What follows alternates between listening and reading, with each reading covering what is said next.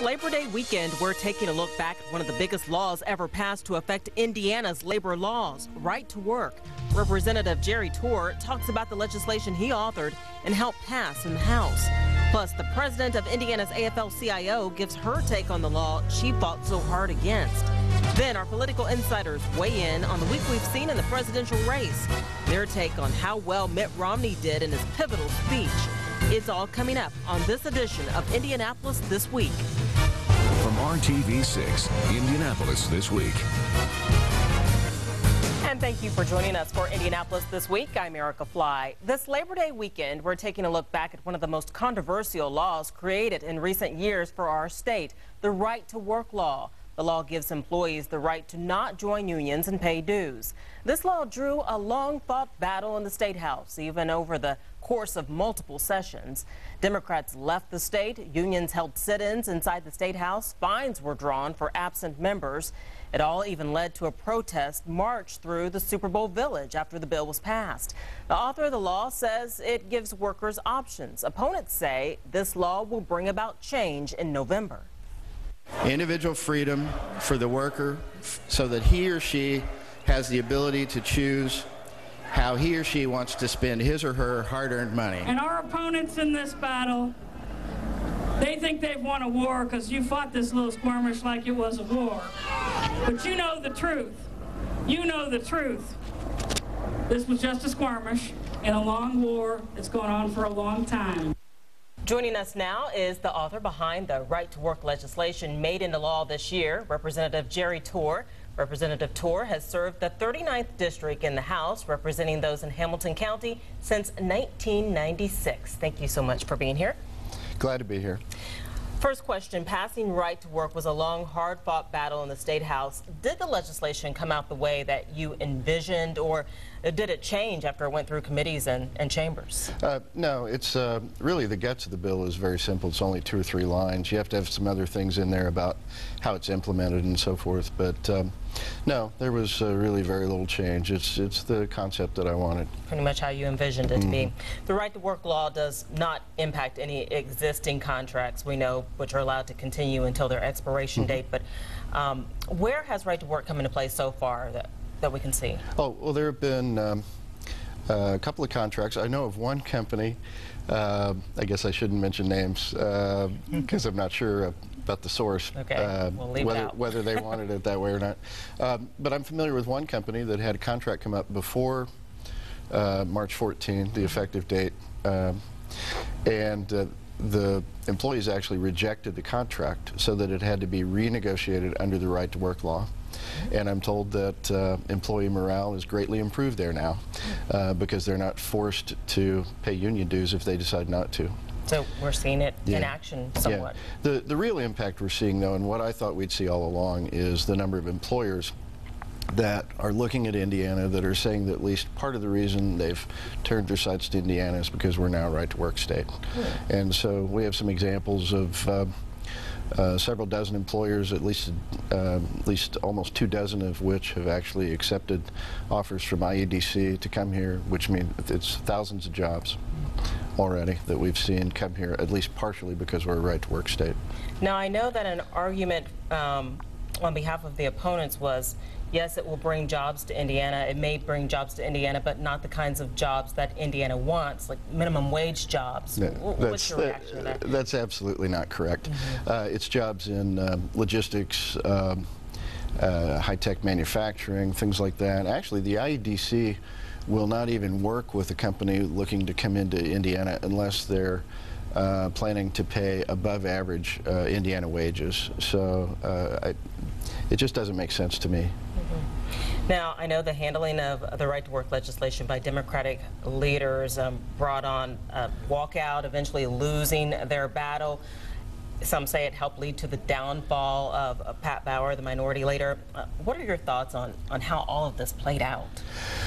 Oh, you know, it was frustrating. I mean, we're elected to do a job, and I think we need to show up. I know when I was in the minority, which was You know, I've been in the State House for 16 years, and a dozen of those were in the minority, with either John Gregg or Pat Bauer as Speaker. And I showed up. I mean, there were a couple times we went and caucused for a day or two to talk things through and to try to negotiate, but certainly, you know, never left the state or even left the building or anything like that. It was obstructionist. 5 Republicans in the House did cross over to the Democratic side. Did this have you worried at all that the bill would not pass? No. There are a handful of Republican members that come from districts with high union concentration that I think felt like politically they needed to vote no. Some of them actually believed in the union philosophy that everybody should have to pay, and so for some it was philosophical, for some it was just a political reality for them. But no, I was confident we'd have the votes when we had a majority there to actually take a vote. On this Labor Day weekend, still some not buying into right to work. What can you say, maybe a final point on this that could be the biggest selling point? Look, the thing is, we didn't take away anybody's freedom to associate with a union that wants to, or to collectively bargain if they choose to. All we did was give a right to those who don't want to be a part of the union not to have to support it financially. That's really all we did. Simple freedom, economic freedom for the individual employee. And so on Labor Day, we ought to be celebrating that. All right, Representative Jerry Torr, thank you so much for being here. Thank you. And coming up after the break, the labor union weighs in. We're sitting down with the AFL-CIO president to get her take on what's happened with right to work since becoming law in Indiana. It has been 7 months now since the right to work legislation passed the State House and was sent to the governor's desk to be signed into law. When it passed, opposition leaders vowed that their battle was not over and change would come in November for those who helped pass this controversial labor law. Joining us now, one of those union leaders who made that possible, Nancy Guyette is the president of the Indiana AFL-CIO.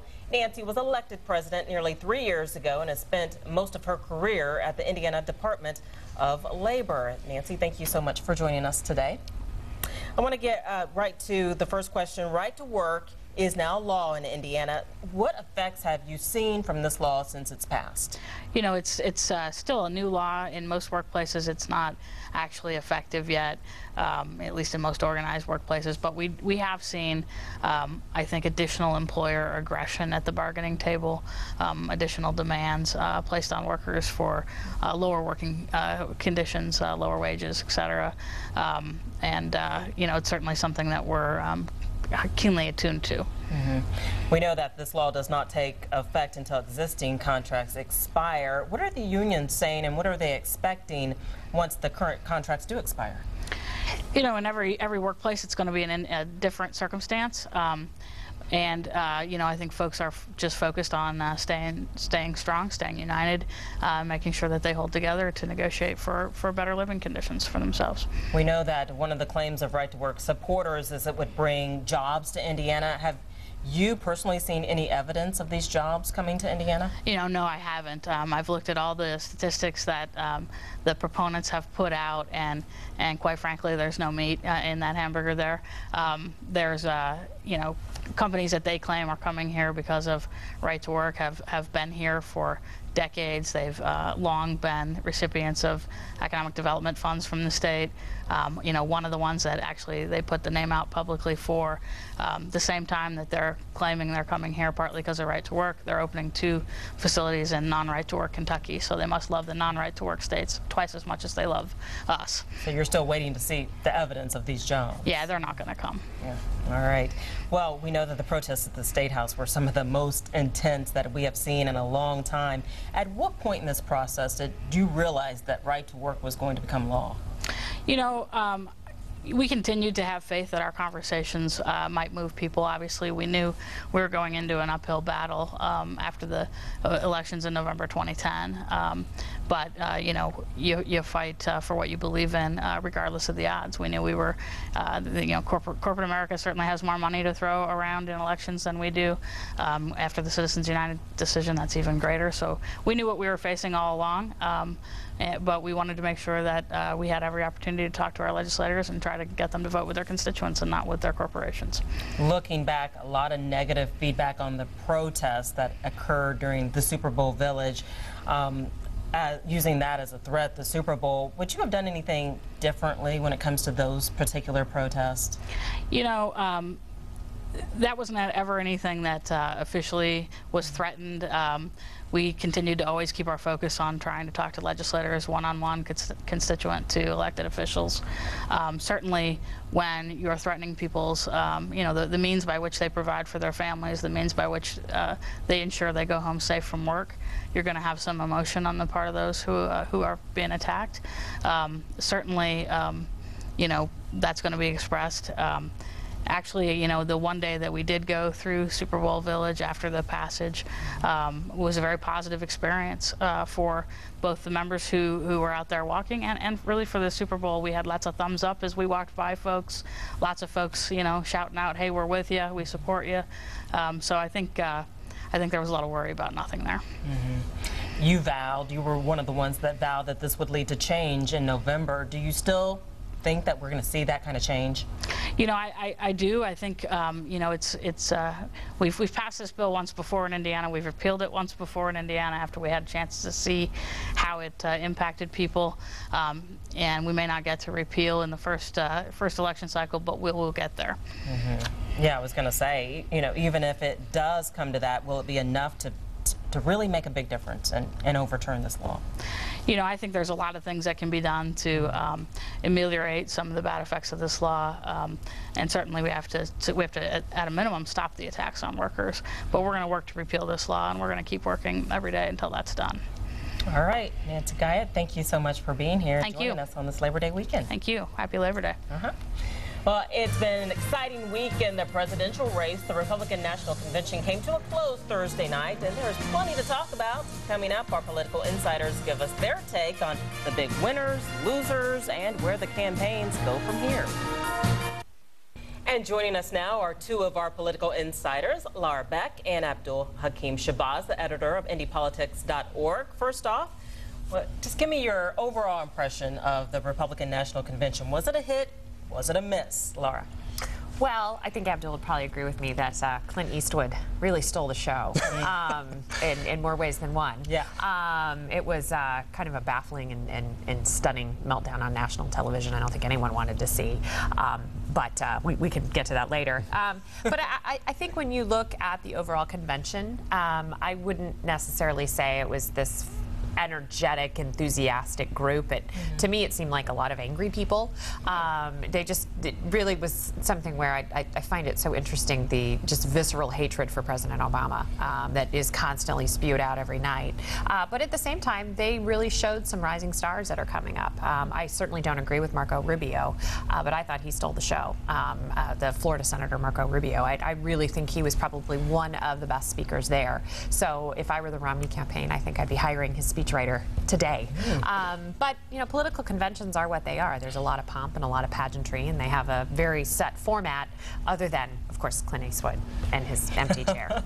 Clint Eastwood, a lot of angry people. Abdul. Well, for every Dr. Condoleezza Rice, there must be a Clint Eastwood. Is what I always say. No, I did actually look and sort of baffled at the whole Clint Eastwood. I figured he'd come up and kind of give sort of rousing, sort of speech, but then the back and forth with the empty chair. But then the question is, who's going to walk up to Dirty Harry and take the chair away from him, particularly if you saw a movie like Gran Torino. You know what to expect out of it. But on a bigger, broader theme, I think a couple things happened at the Republican National Convention. Number one, there was a lot more diversity in the Republican Party than people think. If you look at Marco Rubio, you look at the governor of New Mexico, look at the governor of South Carolina, and a couple other folks. I mean, look at who's on the screen right now. Yeah, but look at who's on the screen. Yeah, somebody who's Mormon and someone who's Catholic. So once again, more diversity. The only evangelical on the ticket is actually President Barack Obama. So America's sort of moving from both a racial diversity aspect and a religious diversity aspect. The trick for Mitt Romney in this whole thing was, can he connect with those independent, undecided voters? And there's still a handful of them actually out there, because those are the people who are going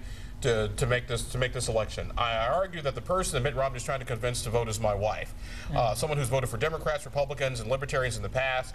She supported the president early on. Very disappointed things haven't been turned around, and she's willing to give Mitt Romney a glance, but for her and a lot of other people in that independence, like, okay, give me a reason, show me, give me specifics. Yes, it was touching when you talked about how your dad would leave a rose on the bed for mom, and the day she found out that dad had passed away was the day he didn't leave a rose. You understand, raising 5 kids, but now give me specifics. Let me know what you're going to do to turn this country around. I'm not sold. I'm disappointed at the other guy, which was a perpetual theme, but now we need specifics from the Republicans. I think it was short on specifics, and as Abdul said, I mean, I think that the speech really followed, Mitt Romney's speech really followed, it was very formulaic.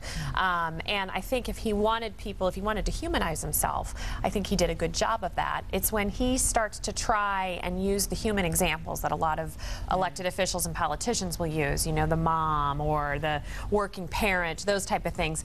I think he has that disconnect right there, just because his personality doesn't appear to connect with people terribly well. And even when he was on the stage with Paul Ryan, it feels really wooden and kind of forced. I just want a presidential candidate. Somebody just get up on stage like, you know what, my parents told me to be lazy and just skate by. Because I don't think there's any elected official whose parents didn't work hard, didn't ride 3 buses to work, didn't live uphill to the snow both ways. That goes for Democrats and Republicans. Like, no, my dad just told me to be lazy and skate by. I think it's very interesting. I mean, the first thing we started talking about was Clint Eastwood. I mean, do you think that segment took away from we should be talking about Mitt Romney? Well, I mean, did that take away from it? And I don't mean to interrupt you, but I'm jumping in before Abdul. I want to work hard here. I think that was the unintended consequence of having somebody like Clint Eastwood. I think they thought he was a game changer for them, and there he is with his empty chair. Yeah. I think they thought he was a game changer, and what he did was, no one the day after the speech is talking about Mitt Romney's speech. They're all talking about Clint Eastwood. He went from Halftime in America to this in a very short time frame, and I think that's what people are talking about. And that's always the problem when you do sort of like have a surprise guest, because sometimes the guest can surprise you, and when the surprise guest goes off script, what are you going to do? You don't just walk up to Clint Eastwood and pull him off the stage. I don't necessarily, if I would have done that, I mean, it would have probably been better off just running the Mitt Romney video, telling his life story, which is traditionally what happens at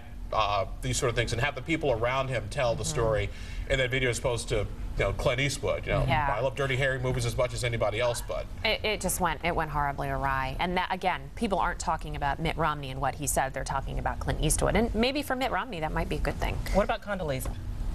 Assess her moment. He's in love. We know you love her. The one person I would leave my lovely wife of 3 years for, but the only one. But she gets that rapper guy Drake. So, so we break. You get the joke. I'll show it to you on the iPod a little bit later. No, I mean, I think Dr. Rice, she did excellent, and she told the perfect story that here's a young black woman who grew up in the segregated South in Alabama, whose mom and dad, once again, get back to that work hard theme, later became Secretary of State. And as America becomes much more diverse, whether it's African Americans, women, Latinos, folks of Asian descent, becomes much more diverse, the Republican Party is going to have to realize that it cannot be the party of just white males alone. America's a much more diverse place, and Latinos are the largest growing population. So people like Condoleezza Rice, people like Marco Rubio, people like Governor Martinez of New Mexico, if the Republican Party wants to grow, those are the folks they're going to have to appeal to. And I do think the message, though, of individual liberty, individual freedom, keeping more of your hard-earned tax money that you worked hard for, that message does resonate. I think what they did miss, though, was they really missed a superstar. There was no Sarah Palin this time around. And that was actually a good thing. Well, I don't know. I kind of missed her. I mean, she really, in the 2008 convention, she electrified that convention hall. And there wasn't anyone who really did that for them. No stars that you saw come out of this convention. Guyette. I think everybody did what everybody needed to do, which for the most part, Clint Eastwood notwithstanding, which is don't mess up, don't take anything away. You know, you may not like Chris Christie, but he did well. Paul Ryan. Even in his speech, you know, Mr. Policy Wong actually did a much better job of laying out a detailed vision of what. Laura may disagree with his vision for America, but he gave a very deep. Disagree. May disagree. There's hope for you between now and I don't think November. So. We only have a couple minutes left. I want to get to this question. Our political insider, Robert Vane, you know him well. He attended that convention, and he tweeted that Indianapolis would be untouchable if it hosted one. Could you see the Circle City landing a convention in the future? Well, first of all, Robert is not known for his tweeting, so I'm kind of impressed that Robert was tweeting electronically. Right. He's going to yell at me for this, but I think it'd be great if we had a convention. I really do, and I think Indianapolis, we can pull off we can pull off the Super Bowl. We can pull off these huge, large-scale events, and I think this would be something that Republicans and Democrats would really come together to do. I think it'd be terrific if we could have a political convention. I would love it. Yeah, the stadium in Tampa only seats like 20,000 something odd people. Lucas Oil easily 65,000. The trick would be finding the $75 million that the city would have to raise to, so put on the down payment for hosting the convention. But no, but if you could do a Super Bowl and the Indy 500, political conventions are cakewalk. We are the best in class for this, and I think we would do a phenomenal job. I agree. Well, since we all agree. I know we all. Let's end on that note. Remember this. Agreement. And we're in the same jacket. I know. We called each other. Laura Abdul, thank you guys so much. And you can stay up to date on political news anytime by following our insiders, Laura, Robert, Kip, and Abdul on our Capital Watch blog. And you can find the link on our webpage, theindychannel.com. Indianapolis This Week continues right after this. Tomorrow, the Democrats kick off their big party in Charlotte, North Carolina. Tomorrow is set to be a very family-friendly Labor Day with Carolina Fest 2012. Tuesday, the real business of the week gets underway at the Time Warner Cable Arena. Wednesday, the delegates vote to officially nominate President Barack Obama as their candidate. Thursday night wraps up the week with acceptance speeches from both Vice President Joe Biden and President Obama. They're scheduled to be open to the public outdoors at Bank of America Stadium. But with severe weather a possibility, the Democrats are working on rain plans. Whatever happens, keep your dial right here to watch it all. ABC News will have live coverage Tuesday, Wednesday, and Thursday nights beginning at 10. Thanks for joining us for this edition of Indianapolis This Week. I'm Erica Fly. Have a great day.